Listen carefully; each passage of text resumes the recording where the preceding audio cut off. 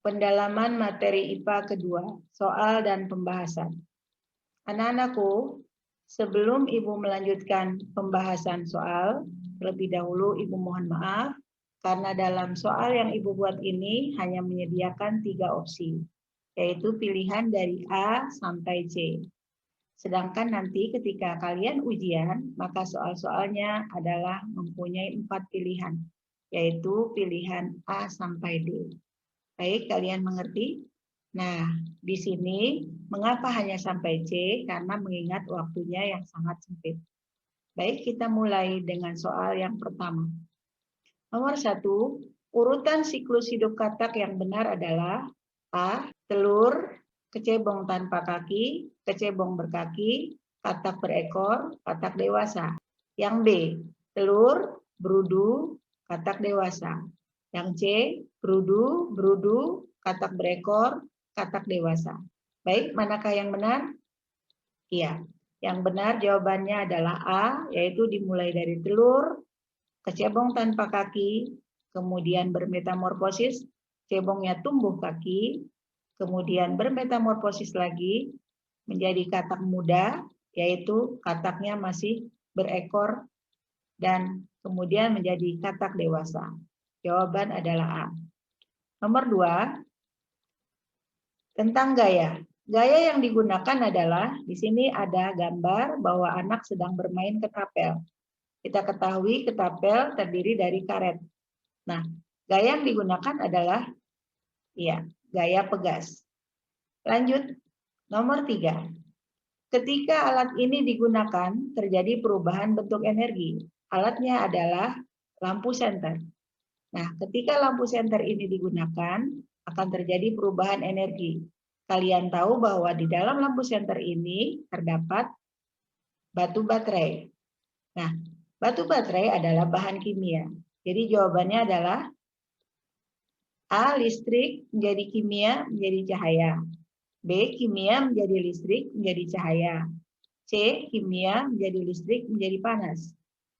Iya, jawaban yang benar adalah kimia kemudian berubah menjadi listrik menjadi energi cahaya. Batu baterai menjadi energi listrik dan menyala menjadi cahaya. Itulah lampu senter. Kalian paham? Baik. Nomor 4, benda yang tidak dapat menyerap bunyi. Di sini ada gambar, yaitu dinding yang sedang dilapisi dengan bahan lembut atau karpet. Kemudian di sini ada tebing yang keras, dan di sini ada bahan yang lembut, yaitu karpet lembut. Nah, benda yang tidak dapat menyerap bunyi biasanya adalah benda-benda yang keras. Dia akan memantul. Jadi jawabannya adalah iya. Yang benar jawabannya B. Nomor 5, cahaya merambat lurus ditunjukkan oleh gambar. Silakan kalian lihat gambarnya. Di sini ada karton yang dilubangi sejajar. Kemudian di depannya ada lilin yang dinyalakan. Ketika kita melihat dari lubang yang pertama, maka cahaya lilin akan nampak. Kemudian di sini ada gelas berisi air, dimasukkan, pensil terlihat patah. Kemudian di sini ada cermin, disinari dengan cahaya lampu senter, kemudian dia memantul. Maka untuk jawaban cahaya merambat lurus, gambar yang benar adalah ya, yang benar adalah A. Oke, sampai di sini mudah-mudahan kalian paham. Kita lanjutkan ke soal yang berikut. Nomor 6, kegiatan yang dapat mengganggu keseimbangan alam. Kita lihat gambarnya. Di sini ada sekelompok orang yang sedang menanam pohon bakau atau mangrove. Kemudian di sini ada orang yang sedang mengadakan penghijauan, reboisasi. Di sini ada gambar penebangan hutan secara liar. Maka kegiatan yang dapat mengganggu keseimbangan alam adalah yang C. Ini adalah gambar penebangan hutan secara liar. Maka jawaban yang benar untuk kegiatan yang dapat mengganggu keseimbangan alam adalah yang C. Baik, soal selanjutnya nomor 7. Organ di samping berfungsi, organ di samping adalah rangka kepala. Yang dimaksud adalah bagian kepala yang berwarna biru. Organ di samping berfungsi A. Melindungi organ reproduksi. Reproduksi itu organ untuk perkembangbiakan. Kemudian B. Melindungi otak manusia. C. Melindungi sumsum tulang belakang. Jawaban yang benar tentunya adalah yang B. Karena kepala melindungi otak. Kemudian nomor 8. Fungsi organ pernapasan yang dimaksud adalah di sini ada gambar paru-paru. Nah, kita ketahui organ pernapasan manusia ada 3, HTP, hidung, tenggorok, paru-paru. Di sini, di dalam paru-paru ditunjukkan ada bagian, yaitu kita ketahui ini adalah gambar alveolus. Maka yang ditanya adalah bagian yang diberikan pembesaran ini. Fungsi organ pernapasan yang dimaksud ini adalah A. Sebagai saluran udara masuk ke paru-paru. B. Tempat terjadinya pertukaran oksigen dengan CO2. C. Tempat terjadinya penyaringan udara.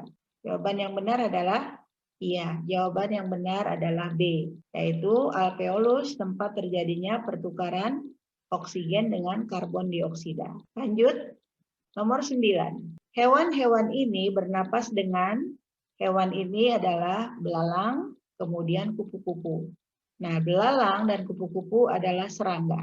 Berarti hewan-hewan ini, serangga ini bernapas dengan A. Trakea, B. Kulit, C. Paru-paru. Jawabannya adalah jawabannya adalah A. Trakea. Sedangkan kulit, hewan apa yang bernapas dengan kulit? Cacing. Sedangkan yang bernapas dengan paru-paru adalah hewan-hewan mamalia seperti kambing, kerbau, kelinci, lumba-lumba, dan sebagainya. Lanjut, nomor 10. Pencernaan yang terjadi pada lambung. Ini adalah gambar lambung. Pencernaan yang terjadi di lambung adalah pencernaan A. Pencernaan mekanis, yaitu yang bergerak-gerak. B. Pencernaan kimiawi, yaitu yang menggunakan enzim. C. Pencernaan mekanis dan kimiawi. Jawaban yang benar adalah C. Pencernaan mekanis dan kimiawi. Karena di lambung ini, dinding lambung mengadakan pencernaan secara mekanis. Kemudian di dalam lambung banyak enzim, yaitu enzim pepsin, renin, dan HCl. Dia yang membantu melakukan pencernaan secara kimiawi. Baik, jawabannya adalah C. Nomor 11. Yang bukan fungsi hati adalah kita mengetahui bahwa hati merupakan organ tubuh yang berfungsi juga di dalam pencernaan secara tidak langsung. Fungsi hati adalah menghasilkan empedu, B. Menetralkan racun, C. Menghasilkan HCl. Yang ditanya adalah yang bukan. Jawabannya adalah menghasilkan HCl. Karena HCl dihasilkan oleh lambung. Baik, jawabannya adalah C. Soal nomor 12. Urutan peredaran darah kecil yang benar adalah peredaran darah kecil itu dimulai dari jantung, paru-paru, jantung. Nah, di sini kita lihat urutannya yang benar adalah dimulai dari jantung, yaitu bilik kanan, kemudian dia ke paru-paru melalui C, yaitu arteri pulmonalis, kemudian nomor 6, turun melalui D, yaitu vena pulmonalis, dan dia kembali ke jantung, yaitu serambi kanan. Jadi jawaban yang benar adalah A, 2, C, 6, D, 3. Baik, nanti kalian lihat lagi tentang peredaran darah. Nomor 13. Fungsi bilik kiri yang benar adalah kita ketahui bahwa jantung kita terdiri dari 4 ruang, yaitu serambi kanan, bilik kanan, serambi kiri, bilik kiri. Maka yang ditanya adalah fungsi bilik kiri. A. Menerima darah kembali ke jantung. B. Memompa darah kotor ke paru-paru. C. Memompa darah bersih ke seluruh tubuh. Jawaban yang benar adalah C. Karena dari bilik kiri darah sudah bersih, kemudian akan segera dipompakan ke seluruh tubuh.